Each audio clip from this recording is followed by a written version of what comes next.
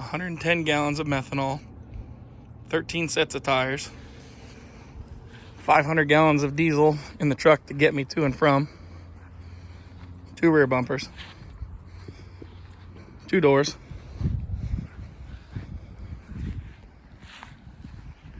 2 Cletus and Cars wins, 1 Cletus and Cars runner-up, Daytona Truck Meet winner, Nani Motorsports winner, Leadfoot City, Rev White and Brewfest runner-up. Time to retire this thing. It has had a very miserable life. I'm not leaving. I'm not leaving. I'm not fucking leaving!